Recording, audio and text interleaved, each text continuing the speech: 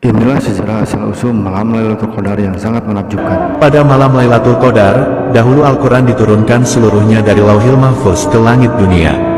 Selain itu, alasan dinamakan malam Lailatul Qadar adalah sebab pada malam ini semua urusan dan keputusan untuk tahun itu dan tahun yang akan datang ditetapkan, seperti tentang rezeki, ajal, dan lain sebagainya. Malam Lailatul Qadar adalah malam mulia yang lebih baik daripada 1000 bulan. Pada malam ini para malaikat turun untuk mengucapkan salam kepada hamba Allah yang beriman. Namun, di balik sisi kemuliaan malam Lailatul Qadar, ternyata menyimpan kisah tragedi bersejarah yang sangat menyedihkan. Diriwayatkan dari Ibnu Abbas, bahwa dahulu malaikat Jibril alaihissalam pernah bercerita kepada Nabi Muhammad tentang sosok lelaki bernama Syamun al-Ghazi. Syamun al-Ghazi dikenal sebagai seorang mujahid handal yang pernah berperang melawan orang-orang kafir selama 1000 bulan lamanya. Hebatnya, ketika berperang, Syamun al-Ghazi hanya memakai tulang dagu unta sebagai senjatanya. Hal ini sebab ia tak punya alat-alat perang. Ajaibnya, ketika orang-orang kafir dipukul dengan tulang unta itu, maka tak terhitung korban yang tumbang dari mereka. Selain itu, tulang unta yang dimiliki Syamun ternyata mempunyai banyak kesaktian. Di saat Syamun al-Ghazi merasa haus, maka akan mengalir air segar dari sela-sela gigi tulang dagu unta itu, lalu diminumnya.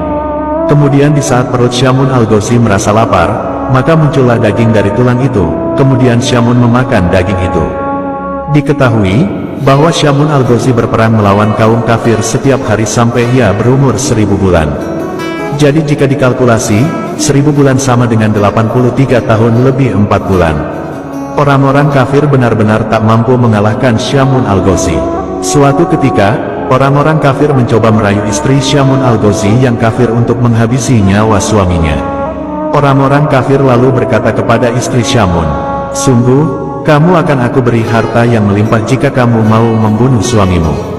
Istri Syamun menjawab, "Aku tak mampu membunuhnya." Orang-orang kafir lantas berkata, "Kami akan berikan kamu seutas tali yang kuat. Ikatlah kedua tangan suamimu itu dan juga kedua kakinya saat sedang tidur. Lalu, nanti kami yang akan menghabisinya." Kemudian, istri Syamun menyetujui tawaran itu. Ketika Syamun sedang tidur pulas, sang istri yang durhaka itu lantas mengikat tubuh Syamun sekuat-kuatnya menggunakan tali pemberian orang kafir.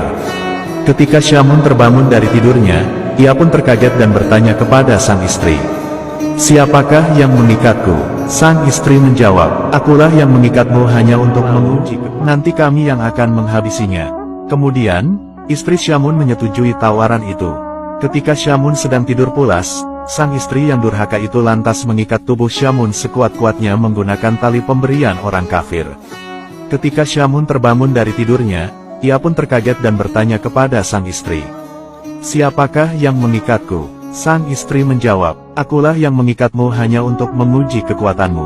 Atas kekuatan dan kekuasaan dari Allah Subhanahu wa Ta'ala, Syamun lantas dengan mudahnya mampu melepaskan tali-tali yang mengikat tubuhnya itu. Karena hal itu gagal, kemudian orang-orang kafir memberikan sebuah rantai lagi kepada istri Syamun untuk mengikat sang suami. Diharapkan semoga saja Syamun tak mampu melepaskan tali rantai itu. Namun aksi gila itu tetap gagal kembali, karena Syamun dengan mudahnya mampu melepaskan rantai yang kuat itu. Syamun al-Ghazi lantas berkata kepada sang istri, "Wahai istriku, aku ini seorang waliullah. Tidak ada satupun di dunia ini yang bakal mampu mengalahkanku kecuali rambutku ini." Dari jawaban itu, diketahui memang Syamun memiliki rambut yang panjang. Rambut itulah penyebab dirinya tidak bisa dikalahkan oleh musuh siapapun juga. Dari penuturan sang suami, akhirnya istri Syamun dapat tahu apa kelemahan suaminya. Kemudian, beraksilah istri Syamun ketika sang suami sedang tidur. Dia lalu memotong 8 utas rambut Syamun yang panjangnya sampai ke tanah. Istri Syamun lantas mengikat tangan dan kaki suaminya dengan masing-masing 4 utas rambut. Ketika Syamun al-Ghazi bangun, terkagetlah ia melihat tangan dan kakinya terikat. Ia berkata, "Siapa ini yang mengikatku?" Sang istri menjawab, "Aku yang mengikatmu untuk mengujimu." Kemudian, Syamun lantas meronta-ronta berusaha melepaskan tali rambut yang mengikatnya. Namun, usaha yang dilakukannya itu sia-sia. Syamun tak bisa melepaskan tali itu karena itu adalah rambutnya sendiri. Begitu durhakanya seorang istri yang memiliki sifat buruk kepada suaminya demi mengejar harta dunia. Melihat kejadian itu, Istri Syamun yang durhaka lantas mengabari orang-orang kafir tentang kondisi suaminya yang sudah tidak berdaya. Setelah itu, orang-orang kafir mendatangi rumah Syamun untuk kemudian membawa tubuh Syamun untuk dizalimi.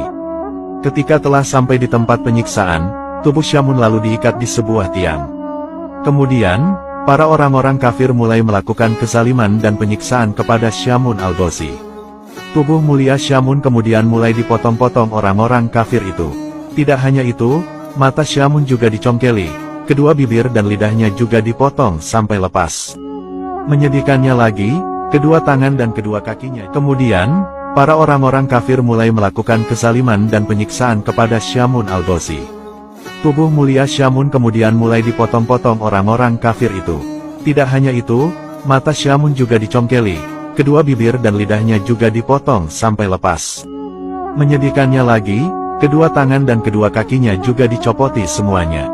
Melihat nasib malang hambanya, Allah Subhanahu wa Ta'ala lantas memberikan pertolongan kepada Syamun.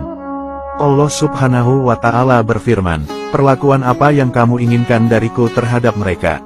Syamun lantas menjawab, "Berilah hamba kekuatan, sehingga dapat kugerakkan tiang rumah ini hingga merobohi mereka."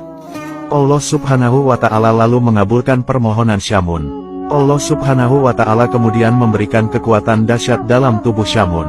Ketika Syamun menggerakkan tubuhnya, maka seketika itu bangunan bergetar dan bergoncang dahsyat, atap-atap bangunan seketika rontok dan menimpa seluruh orang-orang jahat itu. Seluruh orang kafir yang tertimpa bangunan langsung binasa seketika termasuk istri Syamun yang durhaka. Kemudian, Allah Subhanahu wa Ta'ala mengembalikan anggota tubuh Syamun yang terpotong menjadi utuh kembali seperti sedia kala. Setelah peristiwa menakjubkan itu, Syamun al-Ghazi lantas masih hidup dan beribadah selama 1000 bulan lagi. Di setiap malam beliau selalu bangun dan mengerjakan sholat. Sedangkan di siang harinya beliau selalu berpuasa. Begitulah aktivitas kehidupan sehari-hari Syamun al-Ghazi hingga akhir hidupnya. Syamun al-Ghazi wafat dan gugur setelah syahid saat berjuang di jalan Allah Subhanahu wa Ta'ala. Setelah mendengar kisah luar biasa itu, para sahabat Rasulullah lantas menangis haru dan ingin sekali seperti Syamun. Mereka lantas bertanya kepada Rasulullah, "Ya Rasulullah, apakah engkau tahu pahalanya?"